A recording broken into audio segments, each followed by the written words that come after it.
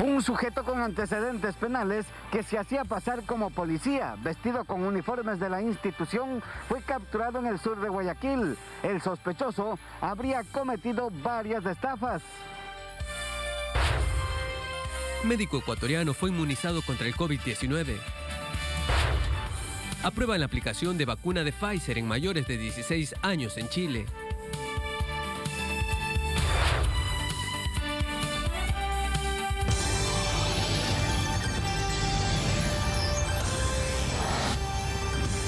Siga en vivo todas nuestras emisiones a través de www.tctelevisión.com y nuestro Facebook en TC Televisión 10.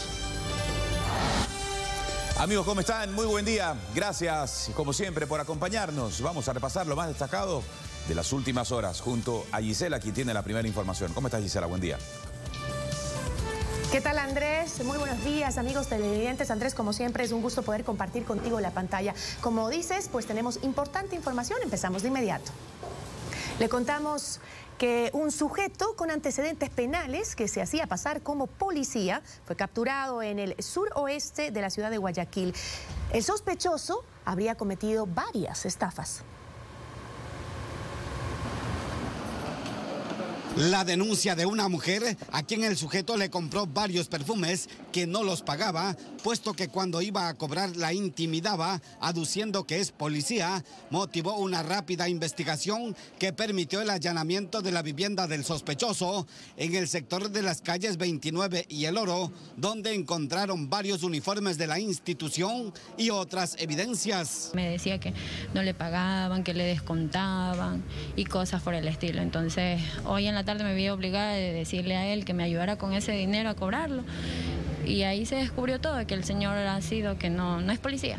Además de los uniformes policiales de todo tipo, también se encontraron varias fotografías donde se ve al sujeto vestido como uniformado del GOM, puesto que incluso utilizaba una motocicleta para movilizarse y sorprender a las víctimas. Un vecino del sector manifiesta que se hace pasar como servidor policial y que siempre hace creer que trabaja como policía. El sujeto, que ya registraba 2 detenciones por robo y otros delitos, habría asegurado que trabajaba como policía en el distrito Esteros, situación que resultó ser falsa, por lo que de inmediato fue arrestado. Por tal motivo se realiza la llamada al ECU para verificar los datos del supuesto servidor policial, donde manifiestan que el señor no es ningún servidor policial. A más de las estafas e intimidaciones, el sospechoso capturado podría ser procesado por el delito de usurpación de identidad y uso doloso de uniformes policiales.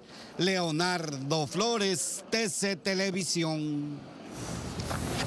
Bien, y confirman que los asesinatos perpetrados en la cárcel de Cotopaxi durante el motín en este centro de rehabilitación fueron premeditados. Están vinculados a disputas de poder entre organizaciones delictivas. Los responsables ya habrían sido identificados.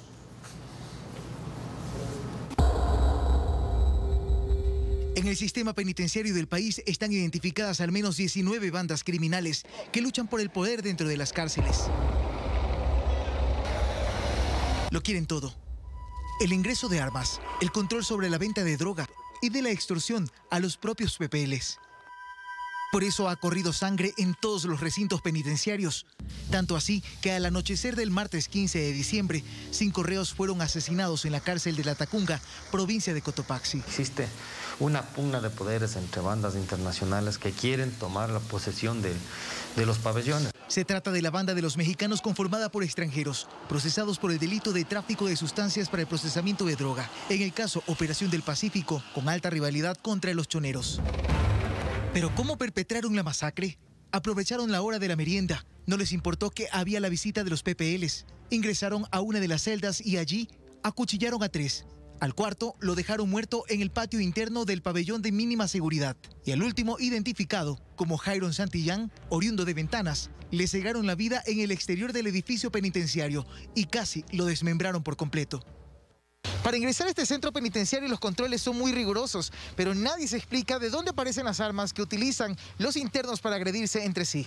Aquí afuera es difícil tener un arma, y adentro tienen casi la mayoría de personas. En muchas de las ocasiones se ha confirmado la compra de voluntades de servidores encargados del resguardo. Además, se las ingenian de distintas formas para cometer los ilícitos, pese a estar detrás de las rejas. Dentro de las medidas, justamente en la mesa técnica, determinaremos algunas acciones adicionales pertinentes a fin de fortalecer los controles tanto en la parte externa como al interior de nuestro centro. En el interior de leños ingresan sustancias sujetas a fiscalización. En el interior de zapatos, de ropa, ingresan chips para los celulares. Son medios cuyo valor dobla de lo que puede costar en el exterior. Se mueven millones de dólares y hasta se coordina con personas externas para saldar cuentas. Hace unas semanas, la última masacre fue en la cárcel de Esmeraldas. 6 reos fueron asesinados como parte de la riña entre 3 bandas. En el caso de Cotopaxi, ya hay 5 identificados como autores materiales e intelectuales. En lo que va del año 2020, la guerra de poder de bandas criminales en las cárceles suman 50 muertes. Alcibia de Sonofre, TC Televisión. Y es así esta cifra proporcionada por la Policía Nacional. 50 muertes violentas que deja el enfrentamiento entre bandas delictivas dentro de las cárceles del país. En la de Cotopaxi han sido 12 en lo que va del año y en Guayaquil, donde más se registran, 20. Datos alarmantes, sin duda. Vamos a la pausa. Tenemos más información enseguida.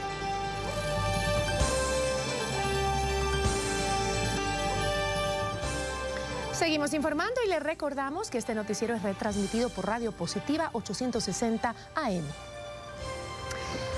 Y en el detalle de la información le contamos que desde 2018 reposa en la Comisión de Justicia de la Asamblea Nacional un proyecto de reformas que busca aplicar sanciones por el porte de armas blancas. Los últimos casos delictivos reactivan el debate sobre la necesidad de aprobar esta normativa. Ven acá, ven acá. No te pongas loco que te voy a... Son imágenes que con dificultad la gente olvida. Sucedió el 4 de mayo de 2018 en Ambato. Un sujeto asesinó a un taxista que se resistió a un asalto. El 22 de noviembre de este año, un video circuló en redes sociales. Un hombre con el rostro cubierto asaltó un local de comida en el norte de Quito. También utilizó un cuchillo. En la Asamblea Nacional está un proyecto de reformas al Código Orgánico Integral Penal, que fue presentado en 2018. En 2 años aún no ha sido analizado y busca sancionar la tenencia de armas blancas en espacios públicos. Fabricio Villamar explica.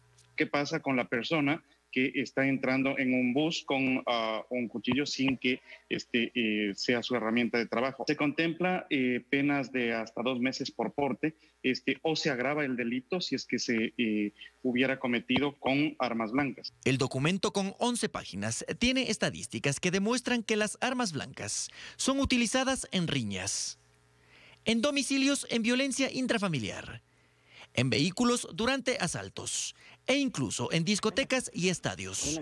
La propuesta plantea excepciones. ¿Qué va a pasar con la señora que lleva el cuchillo para cortar la fritada? No, esa es una herramienta de trabajo. Este proyecto se suma a otro que ingresó hace poco a la Asamblea Nacional y que en cambio apunta a permitir que la gente acceda a armas de fuego. Edgar Moya, jefe del Departamento de Armas del Comando Conjunto de las Fuerzas Armadas, dice que en los últimos años hubo un incremento en el decomiso de armas. En los últimos 5 años, más de 15.000 armas. Cree que no es recomendable que en el país se amplíe el acceso a la tenencia o porte de armas. El debate está abierto. Cristian Hidalgo, TC Televisión.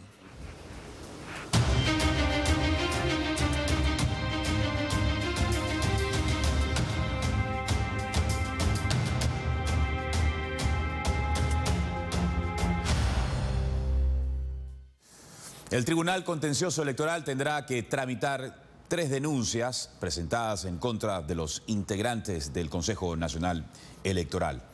Esto en las que se solicita su destitución a menos de 2 meses de las próximas elecciones. Los vocales son acusados de presunto desacato. El incumplimiento de la sentencia del Tribunal Contencioso Electoral a favor de Justicia Social y Álvaro Noboa no solo que ha obligado a las autoridades a pensar en modificar la fecha de las elecciones, ahora el tribunal ya habla de una posible destitución de los vocales del Consejo Electoral por posible desacato, una de las infracciones electorales más graves. El juez Ángel Torres dice que esto nace a raíz de 3 denuncias que han recibido en contra de los integrantes del CNE. Ellos pueden recibir la sanción de destitución del cargo, de inhabilidad de sus derechos políticos entre 2 y 4 años y de una multa de entre 21 y 70 remuneraciones básicas unificadas. La tercera denuncia la presentó la mañana de este miércoles Justicia Social. Silka Sánchez entregó el documento en el Tribunal Contencioso. Pide la destitución de 4 de los 5 vocales. Que son Diana Tamaín, la presidenta, Enrique Pita, vicepresidente, José Cabrera y Luis Verde Soto. A esto se suma el pedido que hizo el presidente del Tribunal Contencioso, Arturo Cabrera, para que se convoque al Pleno y se revise la actuación del Consejo Electoral. Las autoridades del CNE, los 5 consejeros, no tienen un solo pretexto para incumplir la ley y tendrán que enfrentar las consecuencias. Esto mientras que el CNE todavía no ha enviado a la Corte Constitucional la demanda de conflicto de competencias que aprobó en el Pleno el pasado lunes. En un comunicado, la Corte confirmó que el documento todavía no ha sido recibido. El juez Torres ha dicho que independientemente del pronunciamiento de la Corte Constitucional, el Tribunal Contencioso Electoral deberá tomar una decisión respecto de la posible destitución de los integrantes del Consejo Nacional Electoral. Karen Aro, Voz y Voto 2021. En medio de este enredo entre el Consejo Nacional Electoral y el Tribunal Contencioso Electoral, se solicitó la intervención de la Corte Constitucional para que dé su criterio sobre un supuesto conflicto de competencias. El problema es que tardará su pronunciamiento y las elecciones están cada vez más cerca. Ecuatoriano. Es el candidato de redes sociales. No está inscrito, pero es quien marca el ritmo del juego. Llegó con una pelota rodando en la cancha electoral. En septiembre parecía que Álvaro Noboa quedaba eliminado porque se quedó sin su partido Adelante Ecuador Adelante.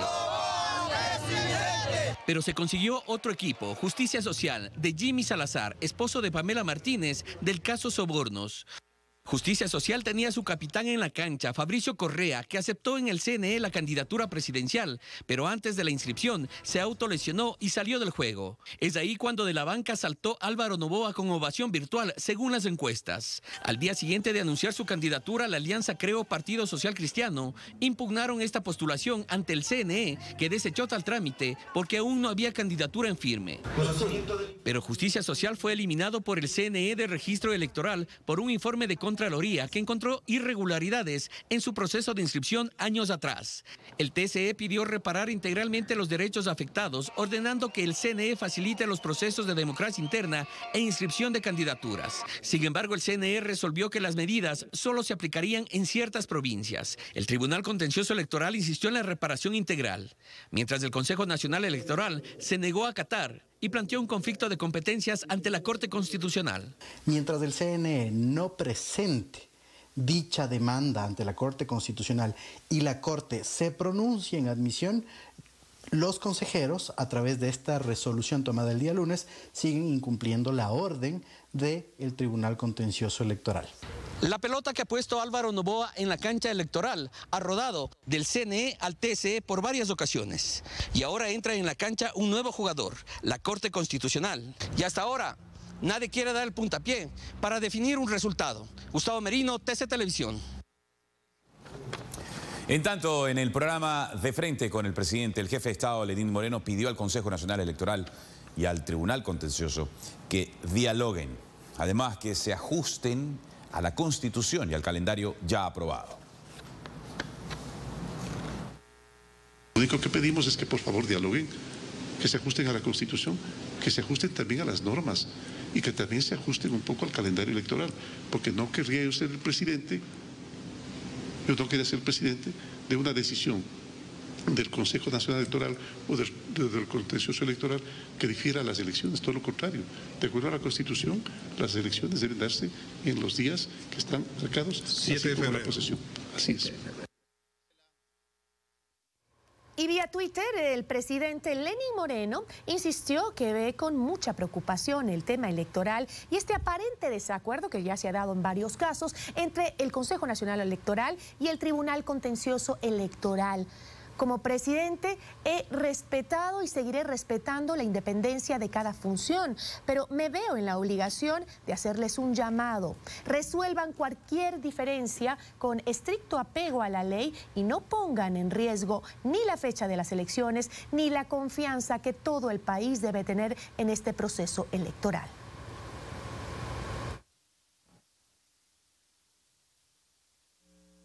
La sentencia de Daniel Salcedo, ¿cuántas más está en proceso?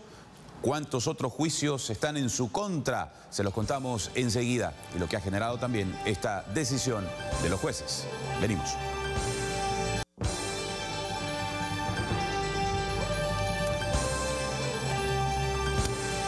Esta mañana más noticias. El Consejo de Participación Ciudadana resolvió consultar a la Corte Constitucional sobre el procedimiento adecuado para la designación del reemplazo del ex vocal del Consejo de la Judicatura, Jorge Moreno, quien renunció al cargo durante esta emergencia sanitaria. La resolución fue aprobada durante la sesión extraordinaria número 23 del Consejo de Participación Ciudadana y Control Social. Rechazar el informe jurídico del vocal del Consejo de la Judicatura presentado por el Coordinador General de Asesoría Jurídica del Consejo de Participación Ciudadana y Control Social. Además, se resolvió conformar una comisión técnica para la consulta jurídica a realizarse a la Corte Constitucional tras la duda de los miembros del Consejo de Participación Ciudadana y Control Social acerca de continuar o no con el proceso para la designación del reemplazo del ex vocal del Consejo de la Judicatura, Jorge Moreno, y su respectivo suplente. He mencionado en el momento de proponer mi moción que es perfectible e indudablemente me ajusto al criterio de la mayoría de los señores consejeros para tener viabilidad en esta moción. Además, se notificará de esta decisión del Consejo de Participación Ciudadana al presidente de la República y al Consejo de la Judicatura. No obstante, el jefe de Estado vía Twitter indicó la terna para que se proceda a la fase de impugnación y posterior designación. La terna la conforman Javier Muñoz, Narda Goyes y Fausto Segovia. Juan Pablo Ruiz, TC Televisión. 7 de la mañana con 28 minutos. Por intentar fugar del país, Daniel Salcedo fue sentenciado a 4 años de prisión junto al piloto Franklin Lara y su novia Jocelyn Mieles. Salcedo es procesado por corrupción en la venta de insumos médicos en la crisis sanitaria provocada por la pandemia de coronavirus en el país.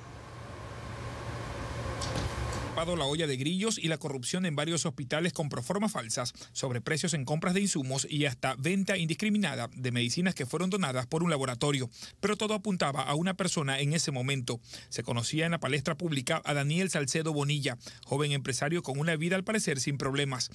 Pero el 8 de junio se reporta la caída de una avioneta en Zarumilla, Tumbes, en Perú, y se descubre que en la nave se encontraba Salcedo Bonilla con una identificación falsa, así como su pareja sentimental Jocelyn Mieles y el piloto Franklin Lara. Para esto se reportaba la muerte del otro piloto. Siendo buscado por la justicia, la Fiscalía adujo que Salcedo trataba de evitar acciones judiciales por los hechos antes mencionados. Se activaron todos los protocolos para que la pareja, en este caso, sea repatriada y entregada a las autoridades ecuatorianas, tal como se lo hizo. Salcedo, herido y en ambulancia, fue trasladado bajo estrictas medidas de seguridad. La pareja llegó a Guayaquil y Salcedo fue inmediatamente hospitalizado. Pero el tratar de huir le generó una causa por fraude procesal a él y a quienes lo acompañaban, incluso a Alfredo Adún, como dueño de la avioneta en la que huyeron. Se los llama a juicio y se suspende en 3 ocasiones la audiencia de juzgamiento en el Alban Borja. Una vez reinstalada este martes 15 de diciembre, el fiscal de la Unidad de Delincuencia Organizada, Eduardo Díaz Zambrano, presentó entre los elementos probatorios el testimonio de 10 personas, entre ellos agentes investigadores de criminalística y policía judicial, por lo que el Tribunal Penal del Guayas acogió el pedido de Fiscalía y emitió sentencia condenatoria de 4 años de prisión contra Daniel Salcedo Bonilla, procesado por el delito de fraude procesal. Además, fueron sentenciados el piloto de la aeronave, Franklin Lara, también como autor, y Jocelyn Mieles, presunta pareja sentimental del principal acusado, como coautora.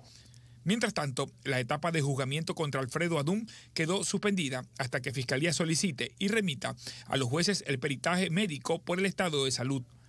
Es la primera sentencia en contra de Daniel Salcedo Bonilla, aunque enfrenta 2 procesos más, uno por peculado y otro por confesión judicial, y denuncias en la Fiscalía por delincuencia organizada, asociación ilícita, peculado y falsificación de documentos. Mauricio Ceballos, TC Televisión. Y la policía propinó un duro golpe a una red de sicarios que operaba en Durán y en Guayaquil. Al regresar, le contamos todo.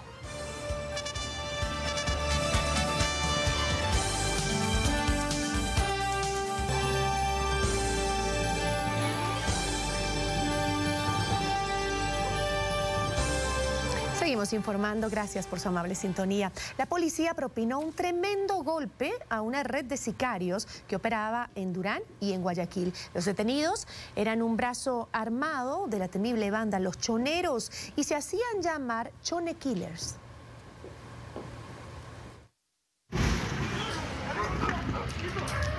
Es un trabajo que la policía lo trabajó cerca de 3 meses. En el proceso investigativo se estableció cómo la agrupación delictiva operaba tanto en Guayaquil como en Durán. El cabecilla de la banda cayó durante esta operación. El sujeto alquilaba departamentos de lujo en zonas de alta plusvalía. El líder de la agrupación lo conocen como Ben 10. Sus integrantes le tenían tanto respeto que se tatuaron su apelativo. Se acaba de destruir una importante organización delictiva dedicada a delincuencia organizada, al tráfico de sustancias sujetas a fiscalización, al porte de armas y, lo que es más importante, está vinculada a sicariato y a muertes violentas aquí en la ciudad de Guayaquil y en la zona 8. Es una red de sicarios muy peligrosa. Se la vincula con 8 muertes violentas, casi la mayoría ocurridas en el cantón Durán. Esta organización estaba estructurada por gente que estaba dentro de la penitenciaría y gente que estaba afuera. Es así que tenemos a 7 personas en el interior y 9 lo que es de personas que se han hecho lo que es allanamientos en diferentes sectores. Esta banda es un brazo armado de los choneros. Esta agrupación le declaró la guerra a los lagartos, todo por ganar espacio en la venta de la droga.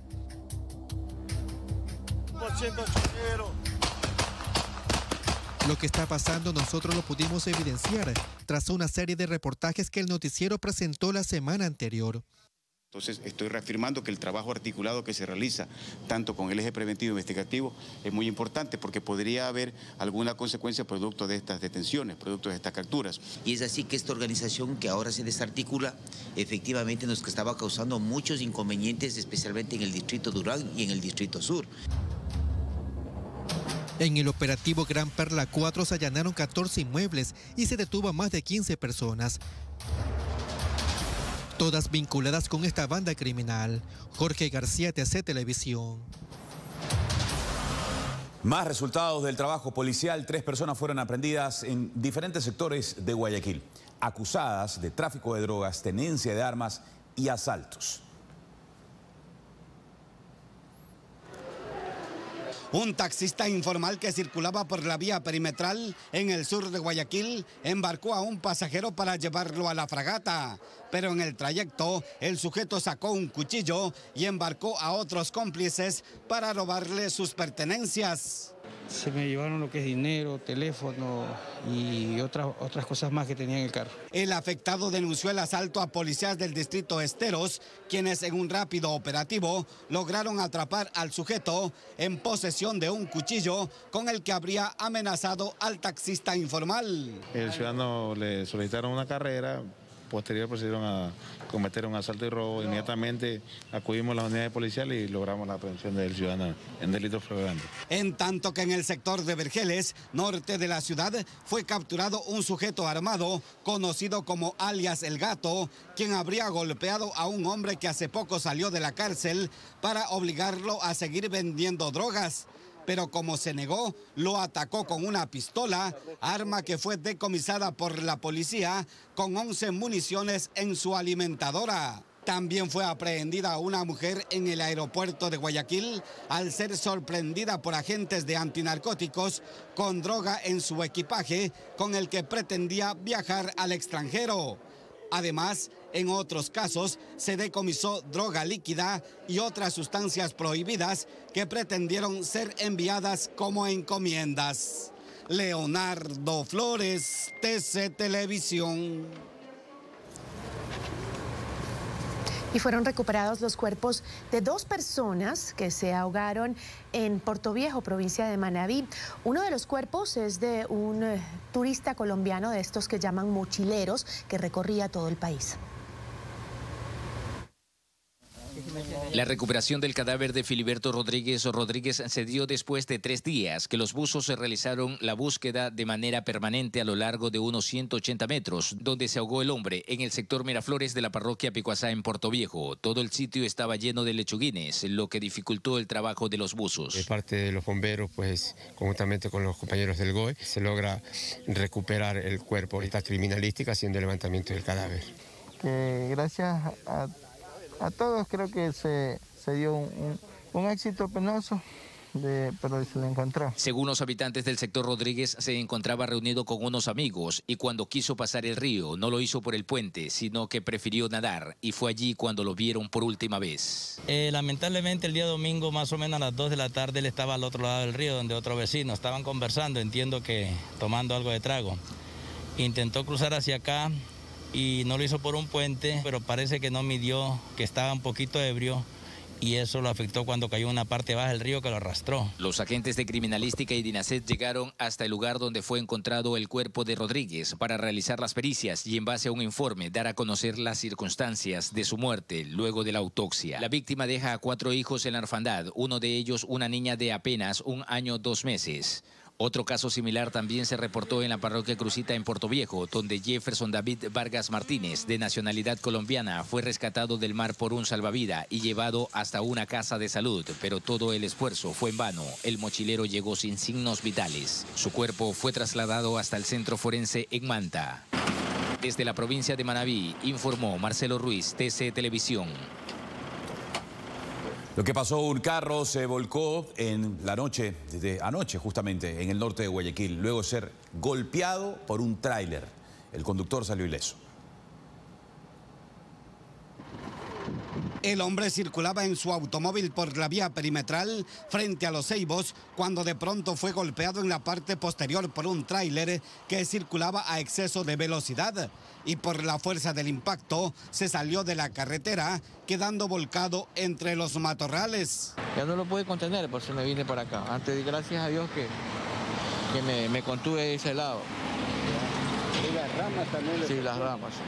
Oiga, ¿y qué? ¿El tráiler ya avanzó a velocidad? ¿Qué pasó? Exacto, no sé si habrá ido mareado, no lo sé. El causante del volcamiento abandonó el sitio del percance, en tanto que el conductor del automóvil quedó muy asustado, pero felizmente ileso. Ha sido un choque por alcance con pérdida de carril.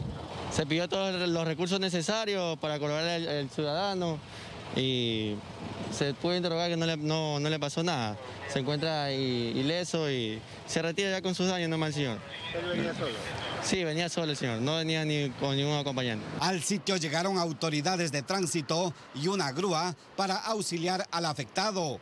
Y luego de ser sacado de la zanja, el carro fue llevado por su dueño, pues no existieron daños a terceros, tampoco víctimas. Leonardo Flores, TC Televisión. Y en otros temas le contamos que 2 hermanos fallecieron por una descarga eléctrica cuando daban mantenimiento a una antena de televisión en una casa de Bastión Popular al norte de Guayaquil. En este video aficionado se observa cómo los moradores intentan ayudar a 2 hombres que recibieron una descarga de alto voltaje.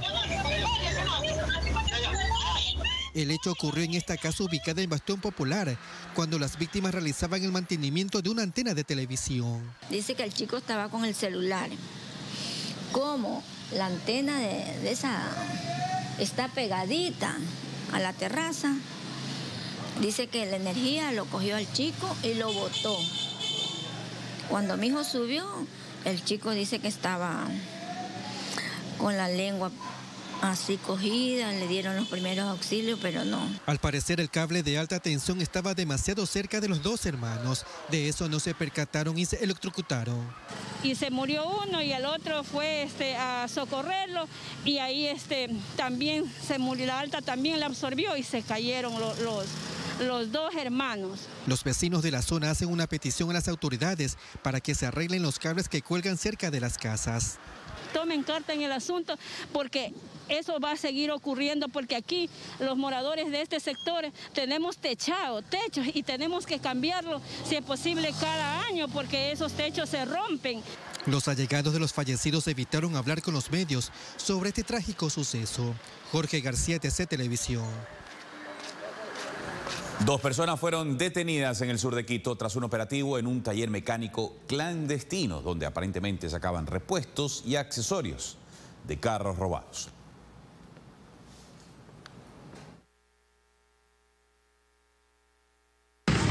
Trabajos de investigación permitieron a la policía ubicar el taller donde además de arreglar carros, también se extraían repuestos y accesorios de otros para venderlos en el mercado negro. Se procedió a hacer la revisión de una mecánica donde estarían receptándose repuestos de vehículos que fueron presumiblemente robados.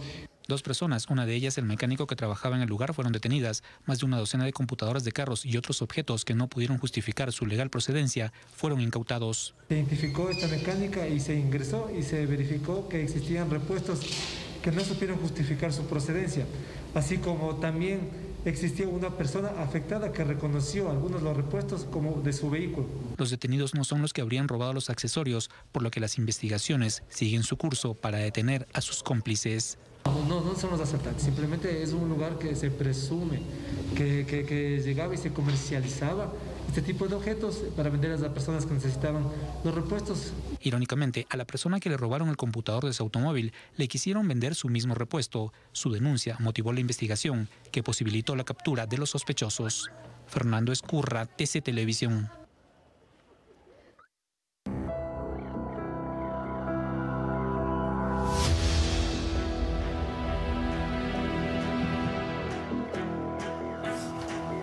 Siete de la mañana con 47 minutos. Al menos 5 millones de dólares se necesitan para rescatar el hospital del IES de Guaranda en la provincia de Bolívar. En esta segunda entrega, José Luis Calderón nos cuenta en qué condiciones se encuentra la mitad de la infraestructura desde 1990.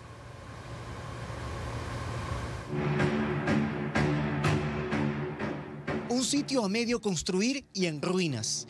Crítica realidad de la Administración Hospitalaria de la Seguridad Social, esta vez existente en Guaranda, capital de la provincia de Bolívar. Casi la mitad de la infraestructura donde se asienta el principal sanatorio de la institución para más de 60.000 afiliados está abandonado y sin que nadie hasta ahora intervenga. La directora médica de la clínica reconoce que hay necesidad y urgencia de atender principalmente a la mayoritaria población femenina de la provincia. 30 años aproximadamente han estado así, abandonadas como usted ve en este momento. Sí es un problema.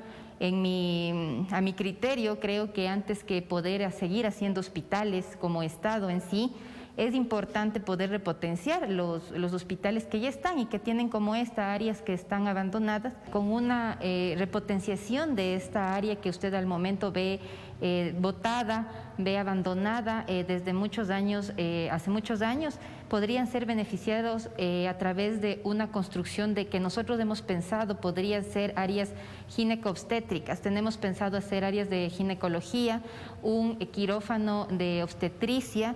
Hace un mes, la administradora del hospital decidió abrir la puerta del extenso piso de 7.000 metros cuadrados, que sirve incluso de almacenaje para camillas y mobiliario de oficina, cubiertos de polvo y en aparente desuso.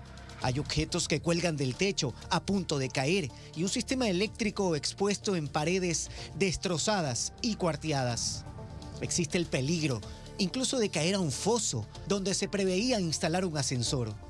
El mes anterior tuvimos la visita del ingeniero Water, en el cual él constató estas instalaciones en obra gris, inhabilitadas y desocupadas actualmente. Inmediatamente él tuvo el comprometimiento y envió su equipo de trabajo a la inspección física. Producto de esa inspección física nos han requerido los informes para poder nosotros plantear estas obras grises como proyectos de infraestructura. Se prevé una inversión cercana a los $5 millones para rescatar esta obra de infraestructura hospitalaria abandonada desde 1990. Moraima Mesa aporta la seguridad social desde hace más de 10 años. No es un problema oculto el devastado escenario que los perjudica. Porque realmente nosotros estamos, es verdad, somos una provincia grande que necesitamos más espacios, más infraestructura de mejor calidad. Más bien esa sería tarea del gobierno central, que debería dar prioridad a nuestros hospitales, prioridad a nuestras provincias pequeñas. El hospital del IES de Guaranda atiende un promedio mensual de 6.000 afiliados que han visto pasar durante décadas el desinterés por mejoras en su derecho a una seguridad social digna y completa. José Luis Calderón, TC Televisión. Increíble cómo seguimos evidenciando que los recursos de ustedes, de nosotros, de los afiliados, se sigue desperdiciando. Y las vidas de muchos de por medio. Vamos a la pausa en el noticiero, tenemos información internacional. Enseguida, también más adelante, la deportiva que está al día.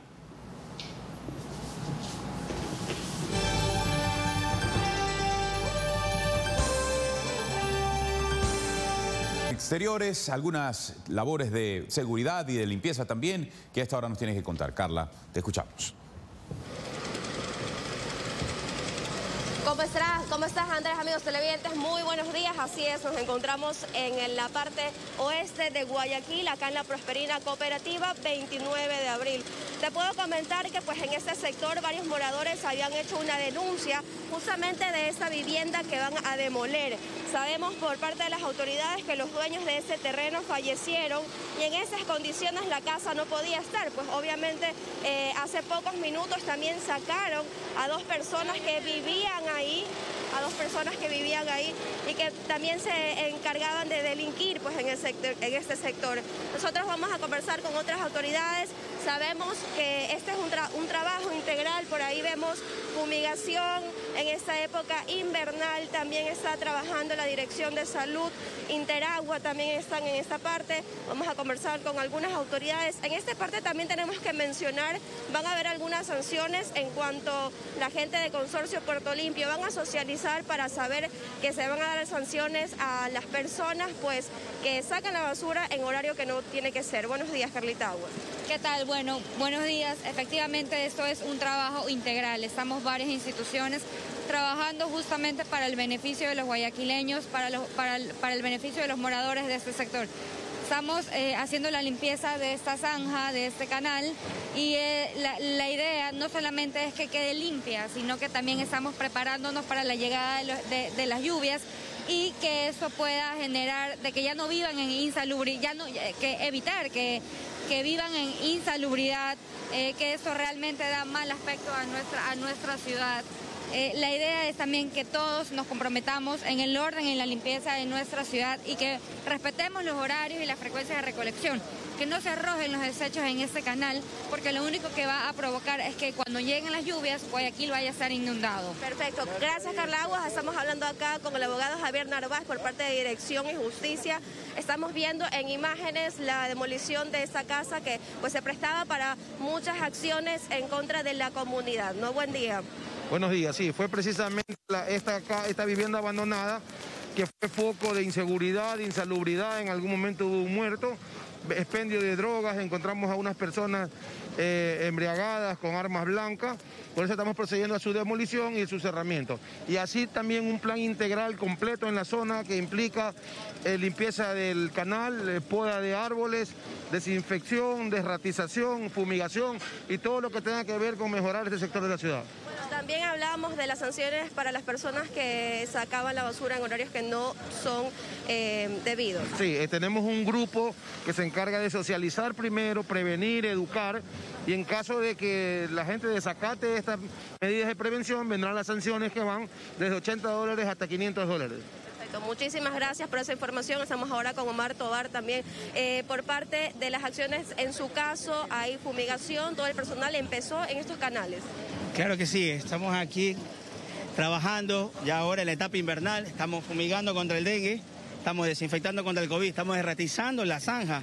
Sí, realmente una vez que removemos esto salen los roedores y eso es lo que nos ingresamos a los domicilios. Veíamos ratas, veíamos cucarachas, no solamente en este canal. Todo tipo de plagas y eso es lo que estamos ahorita eliminando para que todos los ciudadanos del sector estén tranquilos. Esto es salud, esto es lo que queremos, que la ciudadanía esté tranquila contra el COVID, contra el dengue y contra las plagas. Que no se mezcle también el COVID con el dengue, que es lo que veíamos muchos casos acá en Guayaquil. Muchísimas gracias, Omar. Bueno, aquí tenemos una moradora de este sector. Ustedes hicieron la denuncia y pues llegaron las autoridades luego de su llamada. Agradecemos porque nos han prestado atención, porque esto está abandonado. Estábamos llenos de mosquitos, de hasta ratones y todo eso. Y gracias porque han venido a demoler esa casa. ¿Qué saben esa casa? ¿Usted que vive en ese se metían a fumar, venían de otros lados y se metían ahí, tanto mujeres como hombres de los hacheros. ¿Convivían en esa vivienda que estaba abandonada? Quedaban, sí, ahí se amanecían, ponían cosas ahí que parecía que ¿cómo es esa que le llamaban de los diablos? Ajá. Perfecto, bueno, va a haber un poco más de seguridad en este caso. Muchísimas gracias, mi señora. También estamos aquí con Fidel en la parte de Interagua. Bueno, un trabajo integral y en conjunto que se está haciendo en varios sectores de Guayaquil. Sí, definitivamente estamos trabajando en todo Guayaquil dentro del plan preinvernal, desde octubre a febrero, haciendo la limpieza y en este caso particular la relimpieza, porque ya estuvimos en el mes de octubre haciendo la limpieza de este canal, pero en virtud de que la gente bota desechos al canal, estamos haciendo una relimpieza para así evitar inundaciones en época invernal. Muchísimas gracias, ingeniero. Bueno, nosotros nos quedamos acá. Increíble el trabajo integral de todas las direcciones en conjunto del municipio que trabajan en pro a la comunidad de este sector, que definitivamente hacían un llamado y llegaron a esta hora. Bueno, nosotros nos despedimos. Andrés, tú continúas con más información. Me despido desde el oeste de Guayaquil. Buen día. Carla, buen día. Gracias por entregarnos esa información a esta hora. Vamos con más noticias en el noticiero. Saskia tiene lo más destacado del mundo en los momentos internacionales. Cuéntanos, Saskia. Buen día, ¿cómo estás? Muy buenos días. Buenos días, mi querido Andrés, amigos televidentes. Así hacemos nuestro recorrido por las noticias internacionales y precisamente vamos a empezar hablando sobre la vacuna contra el COVID-19. ¿Qué sucede en Alaska? Allá una trabajadora sanitaria, ¿verdad?, sufrió una reacción alérgica grave después de recibir la vacuna contra el COVID-19 de Pfizer y BioNTech y ahora permanece hospitalizada, pero está estable.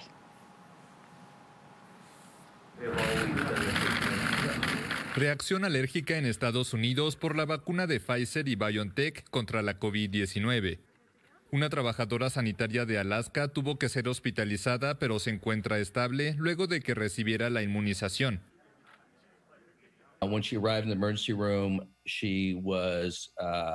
Cuando llegó a la sala de emergencia sentía falta de aire, no jadeaba. Su ritmo cardíaco estaba elevado y tenía una erupción enrojecida sobre su cara y torso.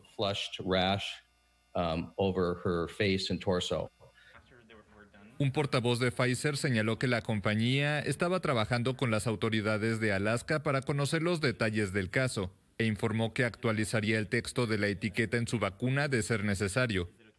Durante los ensayos de la inmunización no se encontraron problemas de seguridad graves, pero las personas con antecedentes de reacciones alérgicas a sus componentes fueron excluidos de las pruebas.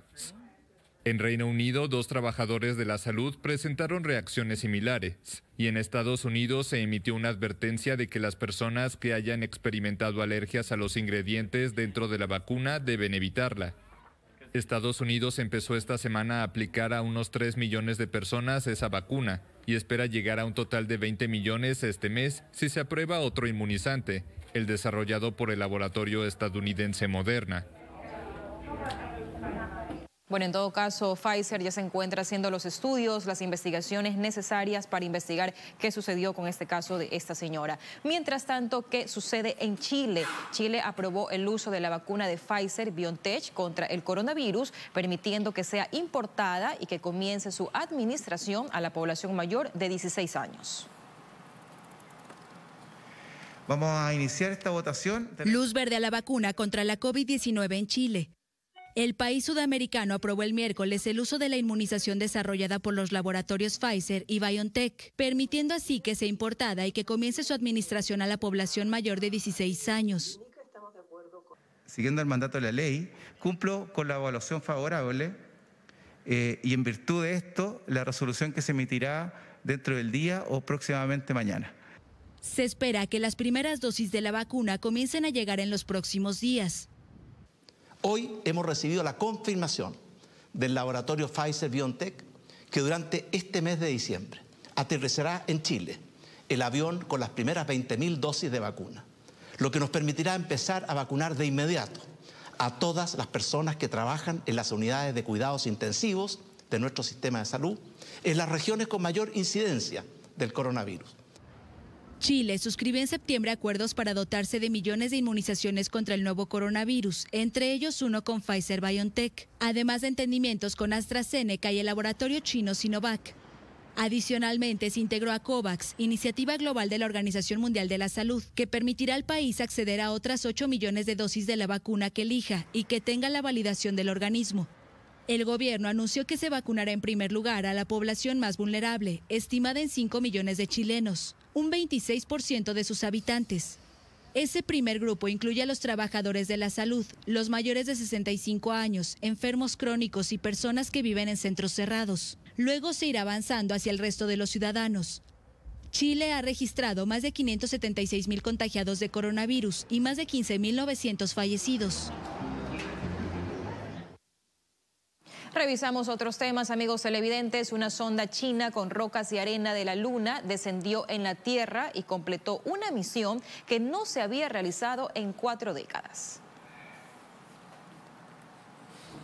Una sonda china regresó a la Tierra con rocas y arena de la Luna. El módulo de la nave espacial Chang'e aterrizó el jueves en la región de Mongolia Interior, en el norte de China, completando una misión que no había realizado ningún país en 4 décadas, según informó la agencia de noticias estatal Xinhua.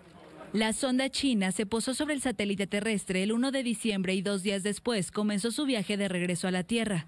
Los científicos esperan que las muestras recolectadas les permitan conocer más sobre los orígenes de la Luna, su formación y la actividad volcánica en su superficie. Chang'e fue bautizada con el nombre de una diosa de la Luna según la mitología china. Con esta misión, el gigante asiático se convierte en el tercer país en haber extraído muestras del satélite, después de Estados Unidos y la antigua Unión Soviética.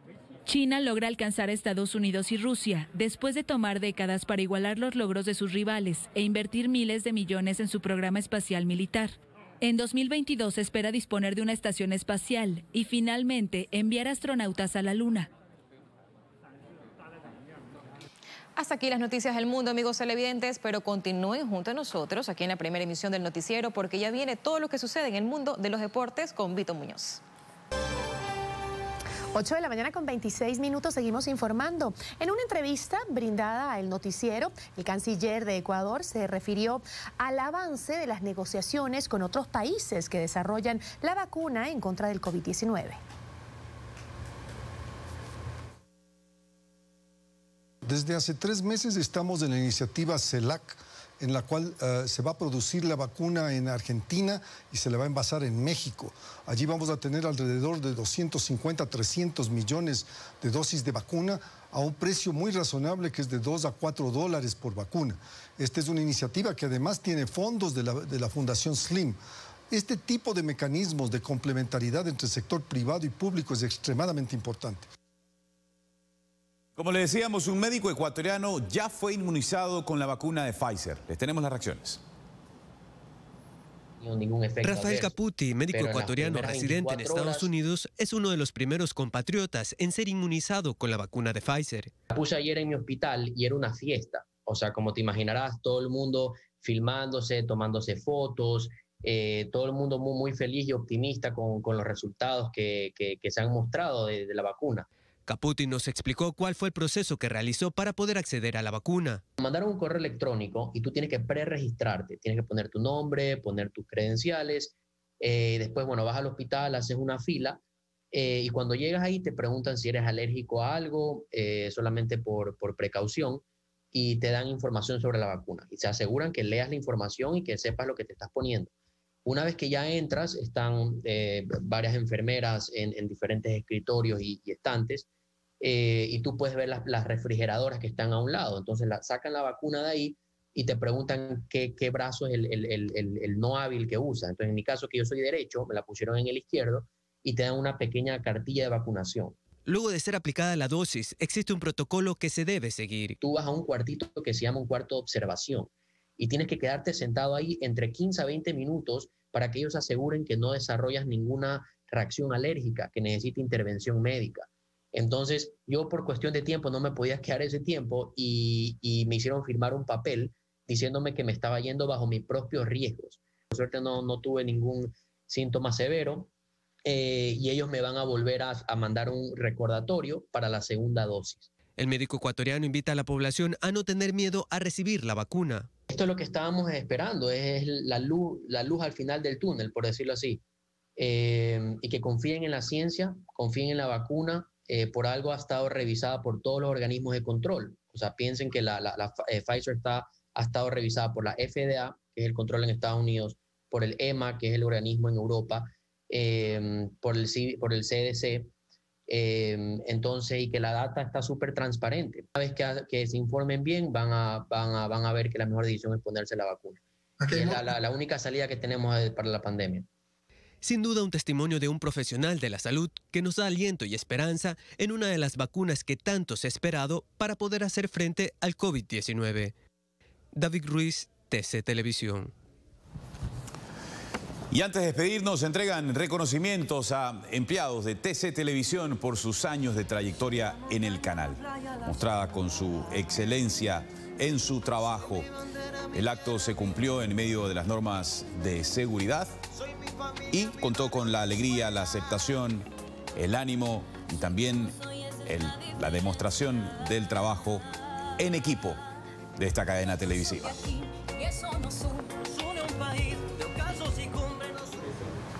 Andrés, amigos, y en este momento tenemos que dar una nota de pesar. Ha fallecido el señor Jorge Patricio Sandoval Torres. Expresamos nuestras más sentidas condolencias a sus familiares, en especial a nuestro querido amigo y compañero de TC Televisión, Marco Sandoval, ante la irreparable pérdida de su hermano. Su sepelio se realizará a las 12 horas. Paz en su tumba. Nuestra solidaridad expresa. Bien, así despedimos el noticiero. Gracias, como siempre, por su compañía. Igual, Andrés, muchísimas gracias, amigos televidentes. Buen día.